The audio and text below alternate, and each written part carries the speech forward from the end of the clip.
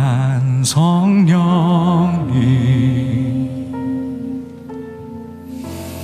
마음으로 보내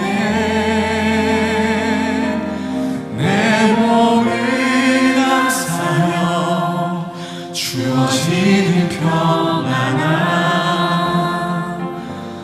만족함을 느끼네. 사랑과 진리에 한 줄기 빛 보내 내 몸을 감싸며 주어지는 평안함 그 사랑을 부르신 곳에서 나는 예배하네. 어떤 상황에도 나는 예배하네. 부르신 곳에서 나는 예배하네. 어떤 상황에도 나는 예배. 다시 한번 부르신 곳에서 예배자로 살기로 결단합시다. 나는 예배하네. 어떤 상황에도 나는 예배, 어떤 상황에도 예배를 세우는 예배자가 되기를 원합니다. 언제까지 십자가가 저절로 세워지길 기다리시겠습니까? 우리 주님 앞에 헌신하는 마음으로 우리 오른손 높이 들고 내가 걸어갈 때 길이 되고 사랑할 때 삶이 되게 하옵소서. 내가 걸어갈 때 길이 되고 살아갈 때 삶이 되는 그곳에서 예배하네. 내가 걸어갈 때 길을 만드는 자가 되게 하시고 정복하는 자 되게 하여 주옵소서. 예배하네. 다시 한번 내가 걸어갈 때 길이 되고 살아갈 때 삶이 되는 그곳에서 예배하네. 내가 걸어갈 때 길이 되고 살아갈 때 삶이 되는 그곳에서 우리 함께 고백합시다. 부르신 곳에서 나는 예배하네. 어떤 상황에도 나는 예배하네.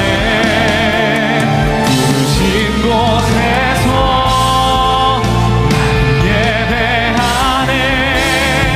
여러분의 목소리로 고백하며 우리 마무리합시다. 다시 한번 부르신 곳에서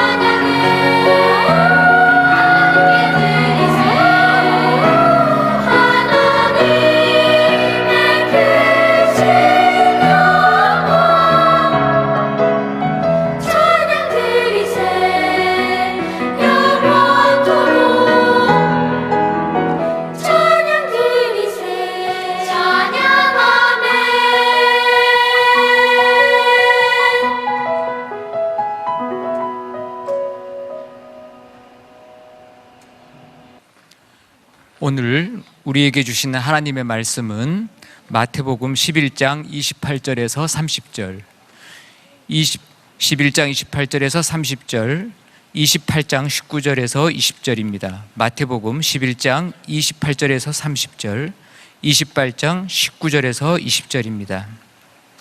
수고하고 무거운 짐진 자들아 다 내게로 오라. 내가 너희를 쉬게 하리라. 나는 마음이 온유하고 겸손하니 나의 멍에를 메고 내게 배우라. 그리하면 너희 마음이 쉼을 얻으리니 이는 내 멍에는 쉽고 내 짐은 가벼움이라 하시니라. 그러므로 너희는 가서 모든 민족을 제자로 삼아 아버지와 아들과 성령의 이름으로 세례를 베풀고 내가 너희에게 분부한 모든 것을 가르쳐 지키게 하라.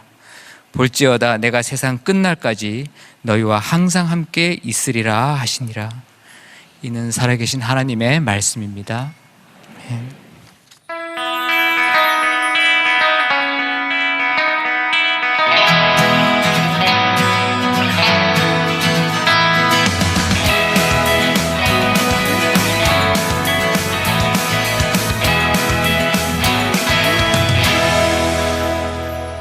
오늘 설교는 보통 때보다 5분에서 7분 정도 깁니다. 사람들이 지금 본래 시간에 익숙해져 있어서 조금 길면 막 이렇게 몸부림을 칠지도 모르는데 각오하고 오늘은 지금 제가 차근차근 좀 설명을 해 나가려고 합니다.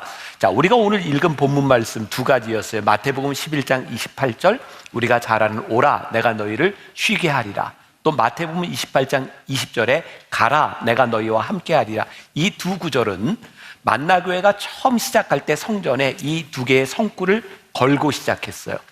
굉장히 중요한 거겠죠. 그래서 만나교회가 가지고 있는 중요한 목회 철학 가운데 하나는 오라 그리고 가라라는 거예요. 자, 오라라고 하는 것은 어떤 의미를 가지고 있냐면 먼저 우리들이 하나님을 예배하는 공동체로 하나님이 우리를 초청하셨다. 어떻게 보면 프라이어리티에 대한 부분이에요. 그러니까 우리 만나교회에서는 예배가 제일 중요해요. 예배에서부터 시작돼요. 그리고 이 가라라고 하는 말은 어떤 의미를 가지고 있냐면 우리를 부르신 하나님께서 선교적 사명을 가지고 우리를 세상으로 가라고 말씀하시는 거예요. 사명을 감당하라고 하는 거예요. 그러니까 우리가 예배드리는 이유는 뭐예요? 사명을 감당하기 위한 가는 공동체가 되기 위해서 오라 가라라고 하는 두 가지의 긴장 관계를 가지고 있는 거예요. 자, 만나교회에는 미션 스테이트먼트가 있습니다. 잘 아시죠? 자, 같이 한번 띄워드릴게요. 자, 같이. 자, 시작. 하나님의 임재를 경험한 예배자들이 예수님의 말씀으로 훈련된 제자가 되어 성령님의 능력으로 지역과 세상을 섬긴다. 보니까 예배하는 공동체가 결국 섬김으로 이렇게 가는 그런 우리 교회 사역의 방향을 가지고 있는 거예요. 그래서 여러분들이 이 예배를 드리는 것으로 우리들이 신앙인의 본분을 다했다라고 하는 것이 아니라 예배를 드리는 우리는 어떤 삶으로 나아가야 되느냐, 여기까지 가야 되는 거예요. 자, 오늘 말씀을 이렇게 설명할 수 있는 좋은 예화가 하나 있어요. 뭐 이게 진짜인지 아닌지 모르겠지만 아무튼 좋은 이야기가 되는 것 같아요. 벨기에의 수도 브뤼셀로 가는 기차 안에서 있었던 일화라고 해요. 한 승무원이 기차에 타서 승객들 표를 이렇게 하나씩 이렇게 점검을 하는데 승무원이 계속 아이고 이상하다, 이거 잘못 탔는데 반대 방향으로 가는데 전체 한 칸을 다 검사를 냈는데 다 잘못한 거예요. 이쯤 되면 승무원이 내가 잘못 탔구나 이렇게 생각을 해야 되는데 이 사람은 끝까지 모든 사람이 잘못됐다고 생각을 하고 사람들에게 여러분 큰일 났습니다, 다음 역에 내려서 기차를 바꿔 타세요 라고 이야기를 합니다. 뭐 이런 걸 우리가 또 확증 편향이라고도 이야기를 하고 생각이 한번 딱 고정되면 잘 바뀌지 않는 것 같아요. 승무원이었기에 망정이지 이 사람이 기차를 운전하고 있었다면 완전히 반대로 갈 수도 있었겠죠. 자, 우리들이 어떤 예배에 대한 생각을 가지고 있느냐에 따라 우리의 신앙의 방향성이 정해지고 있는 거죠. 그래서 여러분들에게 묻고 싶은 거예요. 이미 알고 있는 분도 있겠지만 우리는 어떤 예배 공동체로 모였나요? 여기에 대한 답을 우리들이 가져야 되죠. 자, 예배에 대한 설교는 제가 이미 올해 첫 예배 때도 예배에 대한 설교를 했습니다. 제가 예배에 대한 이야기를 할 때마다 늘 인용하는 성경 구절이 있어요. 요한복음 4장 23절과 24절 같이 봅니다. 자, 시작. 아버지께 참되게 예배하는 자들은 영과 진리로 예배할 때가 오나니 곧 이때라. 아버지께서는 자기에게 이렇게 예배하는 자들을 찾으시느니라. 하나님은 영이시니 예배하는 자가 영과 진리로 예배할지니라. 자, 성경 신약에서 예수님께서 예배에 대하여 말씀하신 것은 이거 딱 하나입니다. 제일 중요하겠죠. 사마리아 여인이, 우물가의 여인이 예수님께 와서 묻습니다. 어디에서 예배해야 될까요? 이 여인은 장소를 물었어요. 근데 예수님께서는 이렇게 말씀하세요. 아니, 너희들이 하나님께 어디에서 예배를 드리는지 장소와 건물이 중요한 것이 아니라 하나님은 영이시니 너희가 신령과 진정으로 예배를 드려야 해. 그래서 우리 교회는 예수님의 말씀에 근거해서 이런 목회 철학을 따르고 있는 거예요. 우리가 오늘 이 만나교회라고 하는 건물 안에서 예배를 드리지만 이 건물 안에서 예배 드리는 것이 본질이 아니라 오늘 우리들이 영이신 하나님께 신령과 진정으로 예배를 드리고 있는가. 그러니까 예배는 정확하게 두 가지로 나누어질 수 있는데, 하나는 우리들이 교회 중심적인, 건물 중심적인 틀에서 예배를 볼 수도 있고, 하나님이 기뻐하시는 영적인 차원에서 예배를 볼 수도 있는 거예요. 그렇게 제 이제 설명을 들으면서 이 교회는 전통 중심적인, 교인 중심적인 예배구나라고 여러분들이 알게 되기도 하고, 이 교회는 신령과 진정이라는 의미를 더 깊게 생각하고 있구나라는 것도 알게 되는 거죠. 지금까지 우리는 신앙생활을 하면서 이런 교육을 많이 받았어요. 주일 성수, 안식일을 잘 지켜라, 주일을 잘 지켜라. 이것은 우리의 신앙에서 아무 문제가 없는 굉장히 중요한 부분이죠. 그런데 우리가 받아왔던 교육 중에 하나가 뭐냐면, 여러분들 주일 성수는 본 교회에서 하세요. 그런 말 많이 들어봤죠? 이게 틀린 것이 아니에요. 이왕이면 내가 신앙생활을 하는 그 교회에서, 내가 섬기는 교회에서 주일을 잘 지키려고 노력하는 것은 하나도 잘못된 것이 아닙니다. 그런데 만약에 이 건물을 이탈하면 당신은 예배를 드리지 않는 것입니다 라고 말한다면 그것은 조금 잘못된 설명일 수도 있다. 가만히 보면 목회자인 저도 가끔 이 강단에 안 설 때가 있어요. 그죠? 제가 성지순례를 가기도 하고 또 미국으로 집회를 가기도 해요. 그런데 왜 목회자들은 자기는 가끔 이렇게 강단을 비우면서 교인들한테는 꼭 예배를 본교회에서 들어야 된다고 생각하는가? 이건 제 개인적인 생각인데 굉장히 교회 중심적인, 목회자 중심적인 생각일 수 있다. 자, 제가 지금 예배를 드려요. 오늘 10시 예배도 사람이 너무 많이 와서 앉을 자리가 없이 막 밖에도 이제 앉고 그랬어요. 그러면 이렇게 제가 여러분들과 함께 예배를 드리는데 교인들이 많으면 제 마음이 좋을까요? 안 좋을까요? 좋아요. 여러분들도 이왕이면 이렇게 꽉 차서 예배 드리는 게 좋지 않아요? 네, 좋아요. 그런데 우리들이 좋다라고 하는 이 감정과 하나님께서 기쁘시다라고 하는 이 감정도 일치하면 좋을 텐데, 우리들은 굉장히 교회 중심적인 틀로 장소적인 개념으로 예배만을 생각할 때가 있는데, 신령과 진정이라고 하는 것은 이것을 조금 뛰어넘는 일이다. 그래서 우리 교회가 하고 있는 일 가운데 하나가 뭐예요? 토요 예배를 드리고 주일날은 우리 성도들에게, 여러분 저기 좀 우리가 도울 수 있는 작은 교회 가서 예배도 좀 드리고 그 교회도 돕고 봉사를 하세요. 이것은 신령과 진정이라고 하는 틀에서 하나님 앞에서 생각해 보니까 꼭 우리 교회에서 드리는 예배뿐만 아니라 하나님은 신령과 진정으로 드리는 예배를 기뻐하시겠다는 생각이에요. 자, 이제 오늘 여러분들 예배를 드리니까 마음이 편해지는 거예요. 그렇구나. 매주일 나올 필요가 없이 집에서. 근데 중요한 게 있는 거죠. 진짜 거기에 신령과 진정이 있는가? 영이신 하나님을 예배하는 그 마음들이 우리들에게 있는가? 우리들이 꿈꾸는 교회, 우리들이 예배를 이렇게 드리는 이유. 자, 제가 좋아하는 목사님 중에 한 분이 수원 중앙침례교를 담임하는 고명진 목사님이라는 분이 있어요. 뭐 이 설교 듣고 아는 분은 가서 얘기하셔도 괜찮아요. 목사님이 좋아한다 그랬다. 진짜 좋아해요. 자, 이 고명준 목사님이 한 번은 그 설교 시간에 이런 얘기를 한 적이 있어요. 우리가 흔히 생각하는 것은 예수 믿는 사람과 예수 믿지 않는 사람으로 분류할 때가 있습니다. 그런데 이 분류는 잘못된 것입니다. 사실은 예수를 믿는 사람과 예수를 믿을 사람으로 분류하는 게 옳을 것 같습니다. 20년 동안 제가 만나교회 목회를 하면서 이 예배 사역, 제가 이 목회를 하면서 정말 힘썼던 것은 뭐냐면, 오늘 우리들이 예수를 믿는 사람들이 여기에서 예배를 드리고 있지만 우리 교회 예배는 아직 여기에서 예배를 드리지 않는 사람들을 위해서 어떻게 준비할 것인가, 그것이 우리 교회 예배 사역에 굉장히 중요한 것이었어요. 그래서 우리가 두 가지를 생각해야 되는데, 하나는 예수 믿지 않는 사람들을 예배 공동체로 인도하기 위해서는 먼저 그 사람들의 영혼을 사랑하는 마음이 우리들에게 있어야 돼요. 두 번째, 이 사람들이 이 교회에서 예배를 드릴 때 적응할 수 있도록 준비하고 우리들이 드리는 예배의 형식들을 좀 적응할 수 있는 방식으로 우리들이 바꿀 필요가 있어요. 저희 교회 예배를 여러 번 드리지만 사람들이 이제 가끔은 그런 이야기를, 만나교회는 왜 이런 예배를 드리나요? 이런 예배라고 하는 말에 중요한 우리들이 추구하는 목적이 있어요.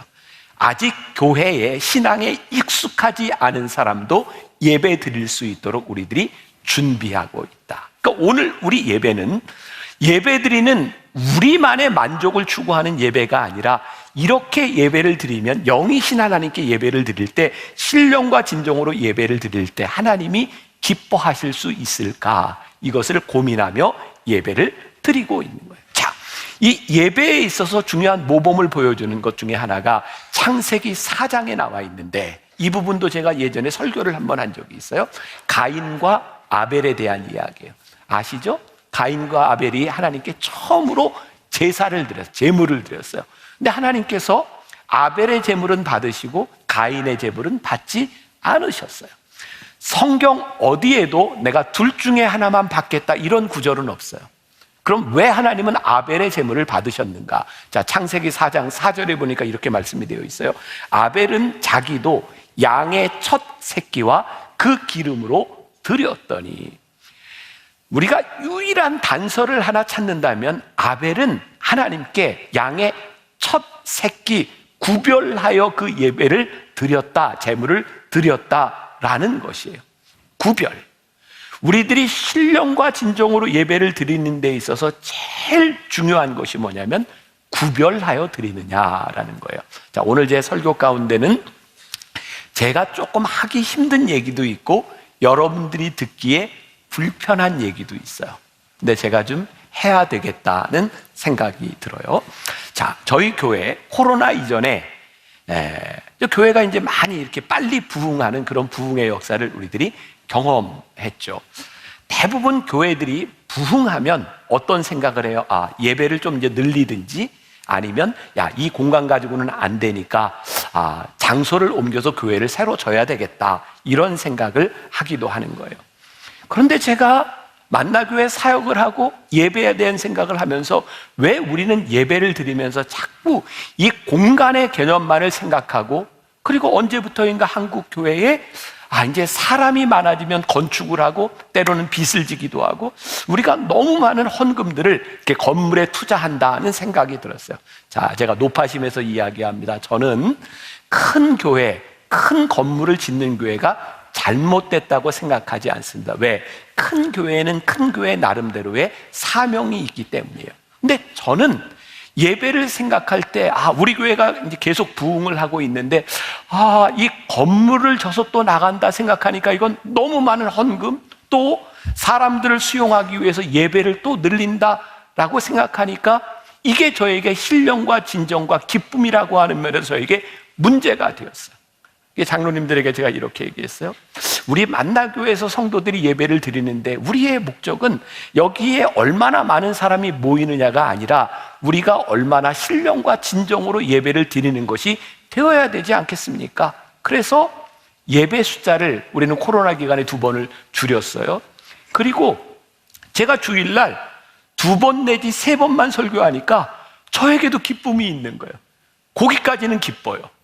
근데 제 체력이 다하고 힘들어지기 시작하면서 예배가 하나님께 드리는 기쁨이 되어야 될 텐데 우리의 목적이 어디에 있는가를 생각해 보게 됐어요. 그리고 이제 토요 예배를 우리들이 이제 시작하면서 하나님, 우리 교회가 교인들의 헌금들이 건물이나 이런 데 쓰여지는 것이 아니라 교회의 사명을 감당할 수 있도록 우리의 헌금이 잘 흘러갈 수 있으면 좋겠습니다.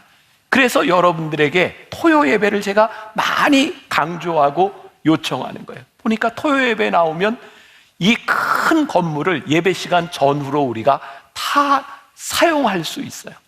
그게 우리 인간의 편의적인 생각으로 안식일을 대체해서 내가 토요 예배를 드리고 내가 쉬어 이런 개념이 아니라 우리들이 하나님 앞에 구별된 시간을 우리들이 헌신하면서 여러분들 중에 조금이라도 신앙의 연조가 조금 깊은 사람이라면 그렇지 못한 사람을 위해서 우리가 토요일에 예배드리고 주일날 하나님이 기뻐하시는 일을 위하여 헌신할 수 있다면 우리들은 얼마든지 이 공간 안에서 공간적인 예배가 아니라 신령과 진정으로 하나님을 예배할 수 있겠다. 그러니까 우리들이 교회 중심적인 건물 중심적인 교회에서 형식화되고 전통적인 생각을 가지고 있었던 우리의 생각이 아니라 하나님이 기뻐하시는 일이 무엇일까를 생각하면 교회는, 예배는 새로운 지경을 많이 열어갈 수 있겠다는 생각이 들었어요. 그래서 제 마음에 우리 교회가 추구하는 중요한 예배의 원칙은 신령과 진정으로 어떻게 하나님을 예배할 것인가, 어떻게 예배드리는 것이 하나님이 기뻐하실까, 그것을 우리들이 생각해야 되겠다. 그리고 성경을 보니까 예배 안에 하나님을 찬양한다, 예배에 가장 중요한 요소가 들어있는 부분이 시편이거든요. 시편에 하나님께 이렇게 찬양하고 감사라고 하는 말이 112번 등장합니다. 여러분, 하나님께 찬양한다라고 하는 말이 감사한다 이런 의미거든요. 예를 들어서 시편 100편 4절에 보니까 감사함으로 그의 문에 들어가며 찬송함으로 그의 궁정에 들어가서 그에게 감사하며 그의 이름을 송축할지어다. 이런 감사가 수없이 많이 나오고 있어요. 감사와 찬양인 거예요. 저에게 그런 꿈이 있는 거예요. 하나님, 우리 교회 예배 공동체에서 우리 성도들이 예배할 때 정말 하나님께 감사하고 찬양하는 일들이 일어났으면 좋겠습니다. 그리고 보니까 감사하고 찬양하는 모습 같이 한번 상상의 나래를 펴고 한번 보세요. 여러분들 하나님께 감사합니다 라고 표현할 때 머리를 푹 숙이고 감사합니다 이러세요. 감사합니다 이러세요. 네. 하나님을 찬양합니다. 찬양할 때 하나님을 찬양하며 손을 벌리면 우리들의 어깨가 펴지고 목이 곧게 펴져요. 어떤 목사님은 이런 얘기예요. 우리들이 예배 드릴 때 올바른 자세야말로 가장 건강한 자세다. 생각해 보니까 그래요. 우리들이 하나님을 찬양합니다 이렇게 해야지, 하나님을 찬양합니다 이러는 사람은 없는 것 같아요. 우리가 진짜 찬양과 감사로 하나님 앞에 예배로 나아갈 때 우리의 몸의 자세와 우리의 얼굴들이 얼마나 밝은지 몰라요. 비교해서 죄송하지만 사실 10시 예배보다 지금 12시 예배 드리는 여러분들의 표정과 얼굴과 자세가 너무 좋아요. 정말 예배를 드리고 있구나, 그 마음이 저에게 느껴져요. 사실 10시 예배 때도 그런 생각을 했었는데 정말 우리가 진짜 예배를 드리고 있구나, 저에게 지금 느껴지는 거예요. 우리 성도들이 지금 하나님을 예배하고 있구나. 우리들이 그런 예배의 신령과 진정, 우리가 감사와 찬양을 선포하는 그런 예배를 드리는 것, 이게 진정한 예배 공동체의 모습이구나. 우리의 숙제는 지금 여기에서 예배드리는 우리 공동체뿐만 아니라 조금 전에 이야기했던 아직은 아니지만 예수님을 믿을 사람들에 대하여 우리들이 어떻게 예배를 드리고 있느냐가 중요한 거예요. 자, 여러분들에게 이제 물어봅니다. 저는 이제 옛날에 공부할 때 교회 성장학 이런 것들을 이제 공부해서 이제 뭐 통계 자료나 뭐 리서치 이런 것들을 많이 보게 됐는데, 물론 이제 미국 자료지만 미국 사람들이 처음 교회에 나와서 처음 신앙생활을 할 때 계속해서 교회를 나올까 말까 결정하는 첫 번째 요인이 뭘까요? 틀려도 괜찮아요. 뭐라고 생각하세요? 대개 사람들이 그런 얘기를 합니다. 뭐 설교, 찬양 뭐 이런 이야기를 해요. 근데 처음 교회 나온 사람들에게는 설교가 좋고 나쁘고가 별로 중요하지 않아요. 아예 못 알아들어요. 성경 얘기도 잘 모르고. 그리고 뭐 찬양을 해야 또 뭐 얼마나 하겠어요. 그죠? 근데 사람들이 이 교회를 또 나와야 되겠다 생각하는 첫 번째 요인이 뭐냐면 예배 드릴 때 옆 사람의 표정을 보면서 또 예배를 드릴까 말까를 결정한다는 거예요. 예배 시간에 내리 와서 졸고 있는 모습을 보면 이게 별게 없구나라고 생각을 하고 정말 눈물을 흘리고 환한 모습으로 찬양을 하는 모습들을 바라보면 이게 뭔가가 있는 것 같아.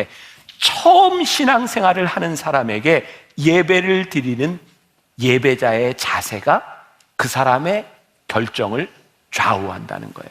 여러분들이 지금부터 알아야 되는 게 우리 교회에 들어올 사람들의 예배의 성공과 실패는 저에게 달린 것이 아니라 여러분들 표정에 달렸다. 오케이? 네, 근데 지금 이 표정이면 100점이에요. 진짜 여러분들을 보면서 야, 하나님을 예배하고 있구나. 옆에 보세요. 혹시 조는 사람이 아무도 없어요. 빨리 깨우세요. 자, 아무도 없어요. 아무도 없어. 와, 우리가 진짜 예배를 드리고 있구나. 그런데 저희가 이제 이런 예배를 드리기 위해서 우리 만나 교회에는 그런 표현을 종종 써요. 우리는 예배에 목숨을 겁니다. 그러니까 얼마나 열심히 준비하는지 몰라요. 사실은 지금 한국 교회에 많이 이제 보편화되어 있지만 제가 25년 전 이제 공부를 마치고 한국에 들어왔을 때 청년 사역을 시작할 때 처음으로 예배 콘티라는 걸 만들었어요.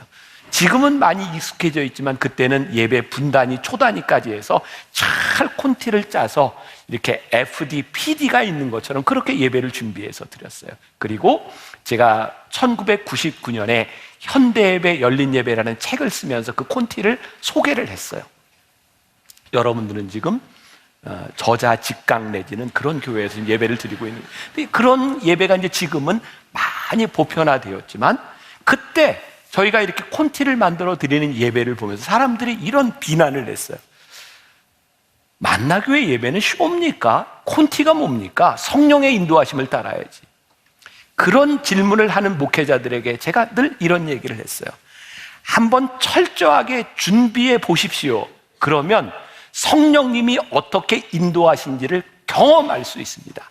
내가 철저하게 준비했는데 때로는 하나님께서 내 준비대로 일하시지 않음을 보면서 우리는 깨달아요. 아, 하나님이 내 준비대로 일하시는 분이 아니구나. 혹은 철저한 준비 가운데 역사하시는 하나님을 우리들이 경험하기도 해요. 그런데 최선을 다해 준비하지 않는 사람들은 성령님께서 우리의 최선을 쓰시는지 안 쓰시는지 경험할 기회조차 없어요.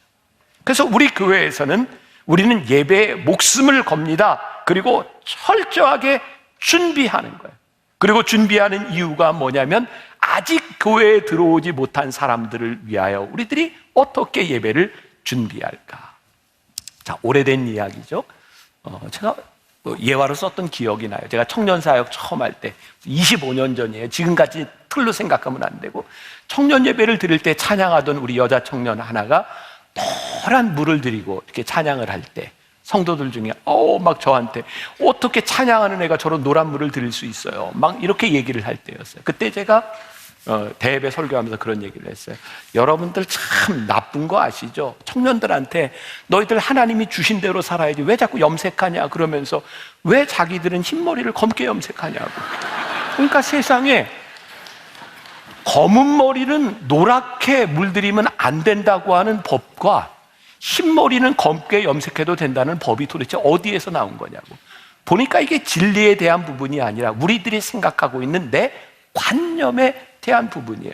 그래서 교회가 전통적이 되면, 교회가 형식적이 되면 아직 교회에 들어오는 사람들을 예배 공동체로 받을 수 있는 준비가 되어 있지 않은가. 우리가 어떻게 하면 이 예배 공동체에 갈급한 사람들을 우리들이 끌어들일 수 있을까? 매력적인 교회가 될 수 있을까? 근데 제가 한 가지 지키는 게 또 있잖아요.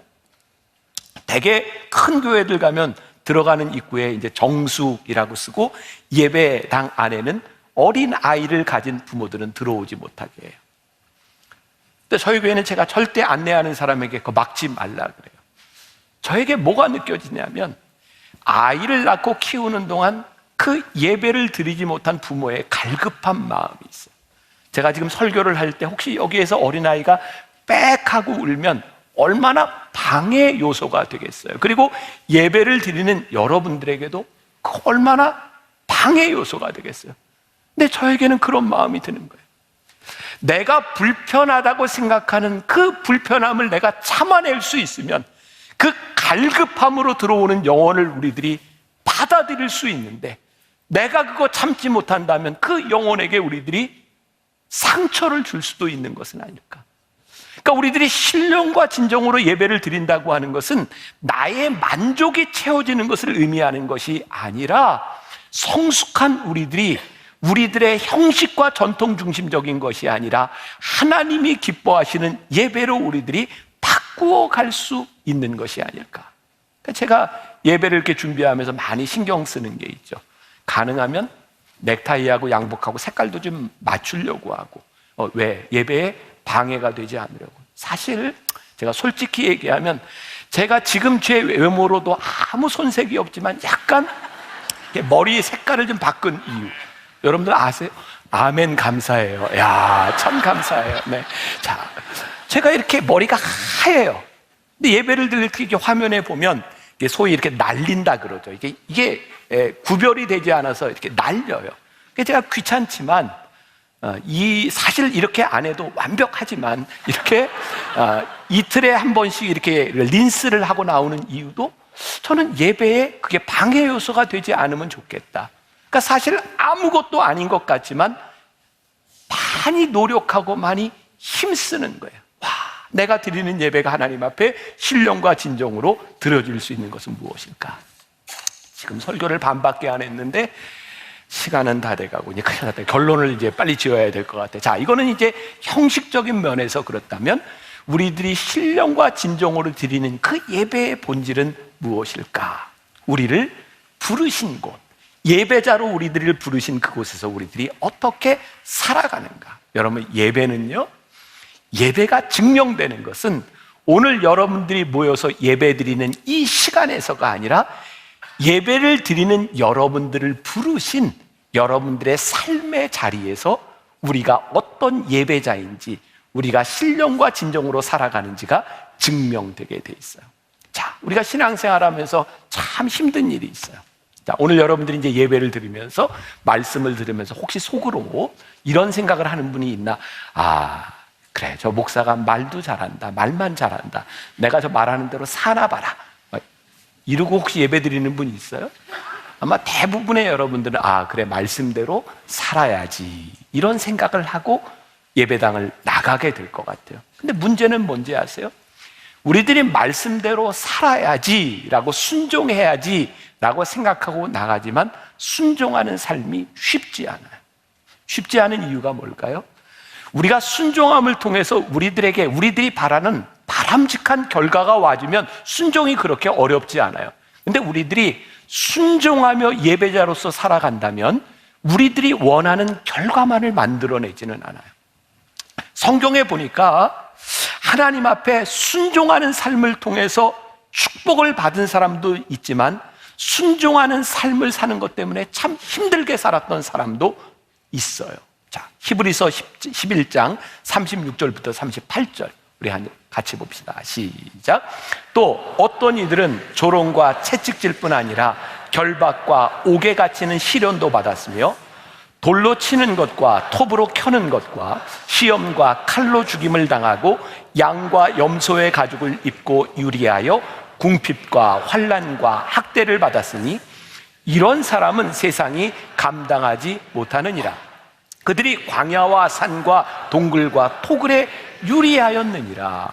그러니까 믿음의 사람들 중에 믿음으로 우리들이 생각하는 축복을 누리며 살아간 사람이 있는가 하면 믿음으로 살아간 것 때문에 고난을 당한 사람도 있다. 근데 성경은 이 둘을 다 믿음으로 살았다라고 말씀하고 있는 거예요. 우리가 예배자로 살아갈 수 있는, 이 땅 위에서 예배자로 살아갈 수 있는 가장 중요한 이유는 우리들이 원하는 결과를 얻었기 때문이 아니라 예배자로서 우리들이 올바른 삶을 살아가는 게 예배자로서 가장 중요한 일이고, 그것이 우리들이 예배자로 살아가는 의미죠.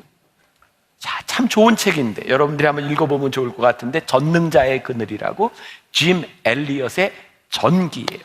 짐 엘리엇은 순교자죠. 근데 이 짐 엘리엇이 선교사로 나가기 전에 그 학생 시절에 썼던 일기 중에 이 책에 나오는 글이 있어요. 자, 제가 좀 읽어드립니다. 아버지, 저로 분기점 같은 사람이 되게 하소서. 제가 접하는 사람들을 결단의 기로로 이끄소서. 저는 직선 도로의 표지판이 되고 싶지 않습니다. 저를 갈림길로 삼아주소서. 그리하여 사람들이 제 안에 계신 그리스도를 보고 어느 쪽이로든 하나를 택해야만 하게 하소서. 와, 저는 이 글이 너무 좋아요. 하나님, 저로 하여금 분기점이 되게 하여 주옵소서. 누군가 나를 바라보며 인생의 결정의 시기에, 와, 저 사람이 갔던 저 길, 분기점에서 저 길을 가면 될 것 같아, 그렇게 나로 하여금 쓰임받게 하여 주세요. 제 마음의 소원, 우리 교회 예배에 대한 소원, 우리 한국교회 우리 후배들이, 다른 교회들이 우리의 신앙하는 모습, 우리의 신앙생활하는 모습과 우리가 예배드리는 모습을 바라보며, 하나님, 우리 교회가 분기점이 되게 하여 주옵소서. 아, 저렇게 살아가면, 저렇게 예배하면 우리들이 하나님을 영과 진리로 예배하며 하나님이 기뻐하시는 것이 분명해. 우리로 하여금 분기점이 되게 하여 주옵소서. 우리들에게 주어지는 행복하고 편안한 삶이 아니라 우리의 인생의 분기점이 될 수 있는 인생을 살아가는 것, 그게 우리들에게 진짜 큰 축복이요 예배자의 삶이구나. 사실 제가 오늘 시간 때문에 다 이야기하지 못하는데, 이진희 목사님이 쓴 가나안에 거하다라고 하는 책에 나오는 이야기로 제가 좀 설명하고 예배를 좀 이제 말씀을 마치려고 그래요. 이 책에 보니까 아주 저에게 좋은 통찰을 준 내용이 있어요. 자, 이스라엘 백성들이 40년 광야를 지나서 어디로 갔죠? 가나안 땅. 가나안 땅을 우리들이 뭐라고 부르냐면 약속의 땅이라고 불러요. Land of Promise. 약속의 땅. 이스라엘 사람들이 이 가나안 땅, 약속의 땅을 생각하면서 뭘 꿈꿨는지 아세요? 와, 그 땅에 들어가면 젖과 꿀이 흐르는 복이 있는 땅이야. 그런데 여러분, 성경을 출애굽기, 레위기, 민수기, 신명기를 유심히 보면 요 세 개가 출애굽해서 가나안 땅에 들어가는 여정이거든요. 근데 사실 광야 40년의 그 여정보다 이 출애굽기, 레위기, 민수기, 신명기에는 그 땅에 들어가서 어떻게 살아야 되는지의 삶을 살아가는 방식의 이야기가 대부분이에요. 그러니까 성경이 지금 뭘 지금 설명하고 있는 거예요?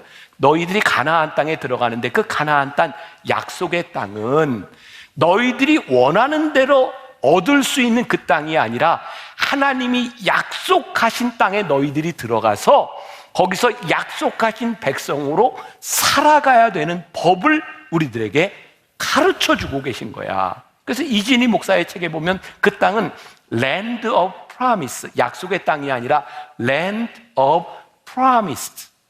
이걸 이제 명사형으로 본다면 우리들에게 약속하신 땅을 하나님이 주시는 거예요. 자, 하나님이 우리를 부르셨어요. 우리를 예배자로 부르셨어요. 여러분들이 오늘 예배를 마치고 여러분들의 삶의 자리로 나아가는 그 가나안, 하나님이 약속하신 땅이 무엇인가? 그것은 여러분들이 원하는 곳이 아니에요. 여기 있는 여러분들 누군가에게는 인생의 광야 가운데 하나님이 부르셨을 수도 있어요. 여러분들 누군가에게는 관계의 광야로 하나님이 부르셨을 수도 있다. 사람 때문에 너무 힘들어. 내가 경제적으로 너무 힘들어. 그런데 성경은 우리들에게 뭐라고 얘기하는지 아세요? 하나님이 여러분들을 거기로 부르셨다면 그것이 광야이든 그것이 가나안 땅이든 그것이 하나님께서 약속하신 땅입니다. 중요한 것은 여러분들이 그곳에서 약속받은 백성으로 어떻게 살아가느냐, 그게 예배자의 삶이라고 말씀을 하고 있는 거예요. 자, 이스라엘 백성들이요 40년 광야를 지나서 가나안 땅에 들어갔어요. 야, 생각해 보세요. 40년 광야를 지나는 동안 이스라엘 백성들이 하나님께 예배하는 게 그렇게 어렵지 않았어요. 왠지 아세요? 그 광야는 하나님 도우심 없이는 갈 수 있는 길이 아니에요. 그래서 이스라엘 백성들은 힘들고 어려운 일을 만날 때마다 하나님을 예배하죠. 가는 곳마다 성막이 있고 하나님을 예배해요. 근데 가나안 땅에 딱 들어갔더니 그 땅은 어떤 땅이냐면 40년 동안 유목 생활을 하면서 하나님의 장막을 따라다니면서 법궤를 따라다니는 삶이 아니라 그 땅에 딱 가보니까 농사를 짓는 땅이네. 거기에는 눈에 안 보이는 하나님의 도우심이 아니라 당장 눈에 보이는 바알을 숭배하면서, 바알이 풍요의 신이고 비를 내리는 신인데 바알을 섬겨야 그 땅에서 살 수 있을 것 같은 거예요. 이스라엘 백성들이 우상 숭배하죠. 적용해 볼까요? 여러분들이 오늘 예배를 드리고 와, 내가 은혜를 받았어 라고 세상으로 딱 갔는데 그 세상은 이렇게 예배 드리기 좋은 환경이 아닌 거예요. 거기에는 돈이 힘이 있고 권력이 힘이 있고 많은 유혹이 있고 하나님을 예배하는 것이 너무너무 힘든 곳이에요. 그래서 하나님께서 우리들에게 끊임없이 말씀하시는 게 뭐냐면 그 약속의 땅, 하나님께서 우리들에게 약속하신 그 땅에서 너희들이 예배자로 살아가기 위해서 너희들이 어떻게 순종해야 될 것이냐를 우리들에게 끊임없이 말씀하고 있는 거예요. 그런데 우리가 세상과 동일한 관점과 세상과 동일한 가치를 가지고 이 세상의 축복을 누리는 것이 우리들이 예배자의 삶이라고 생각을 한다면 우리가 어떻게 이 세상 한가운데서 바알이 힘을 가지고 있는 이 세상 한가운데서 우리가 예배자로 살아갈 수 있겠어요? 오늘 여러분들에게 도전하고 싶은, 하나님이 여러분들을 예배자로 부르셨습니까? 오늘 예배자로 우리를 부르신 이 자리에서 예배를 드리는 우리를 보내시는 그 땅이 약속의 땅 가나안이에요. 여러분들 중에는 지금 광야에 서 있는 사람도 있을 거예요. 많은 돈과 권력의 위협 가운데 있는 사람도 있을 거예요.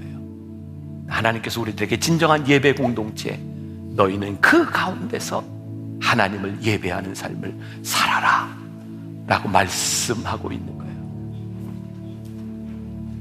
우리 만나교회 특징 중에 하나가 여기 십자가가 있어요. 만일 여러분들이 예배자가 되어 이 세상에서 치열하게 광야 한가운데서 내가 유혹에 넘어가지 않으려고 치열하게 순종하며 살아가려고 싸움을 하고 이 성전에 들어오는 순간 여러분들이 저 십자가를 보면 십자가가 뭉클하게 다가올 거예요. 하나님, 제가 이 세상에서요 흔들리지 않고 넘어지지 않고 제가 순종하며 살다가 이 자리에 나왔습니다. 그때 십자가가 우리들에게 뭉클하게 다가오죠. 그 눈물이 확 쏟아져요. 진정한 예배 공동체에는 눈물이 있고요, 감사가 있고요, 감격이 있는 거예요. 다음 주에 여러분들이 예배 가운데 들어올 때 여러분들을 약속하신 땅에 부르신 하나님 말씀에 의지하여 살아가다가 그냥 성전에 들어오는 순간 우리의 가슴이 뭉클해지는, 제가 그렇게 예배자로 살다 왔습니다, 고백이 여러분들에게 있기를 주님의 이름으로 간절히 축원합니다. 우리 함께 찬양합시다. 아무도 예배하지 않는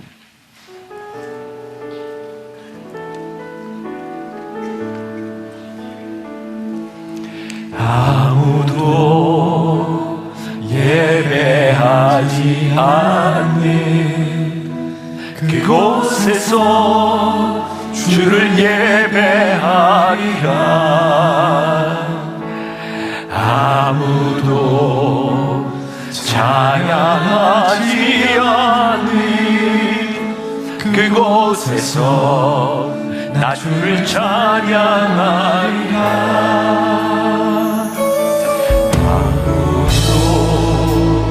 헌신하지 않는 그곳에서 주께 헌신하리라. 누구도 증거하지 않는 그곳에서 나 내가 받는 모든 땅 주를 예배하게 하소서. 주의 보혈로 덮어지게 하소서. 내가 선이 곧 주의 거룩한 곳 되게 하소서. 주의 향기로 물들이소서. 내가 받는 모든 땅. 우리 다같이 예배자의 모습으로 일어서 함께 찬양합시다. 주의 보혈로 덮어지게 하소서. 내가 선이 곧 주의 거룩한 곳 되게 하소서. 주의 향기로 물들이소서. 내가 받는 모든 땅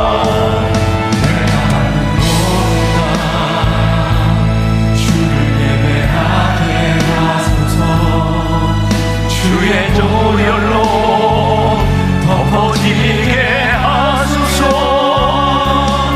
내가 선이 곧 주의 거룩한 곳 되게 하소서. 주의 향기로 물들이소서. 지금은 우리 주 예수 그리스도의 은혜와 하나님 아버지의 무한하신 사랑과 성령의 인도하심이 우리를 부르신 그곳에서 예배자로 살아가겠습니다. 그렇게 다짐하며 담대하게 이 세상으로 나아가는 당신의 사랑하는 모든 백성들 위해 지금부터 영원까지 함께 하시기를 간절히 축원하옵나이다. 아멘. 지금은 선교 헌금 시간입니다. 이 예배를 통해 삶 가운데 은혜와 회복이 충만하시길 간절히 기도합니다.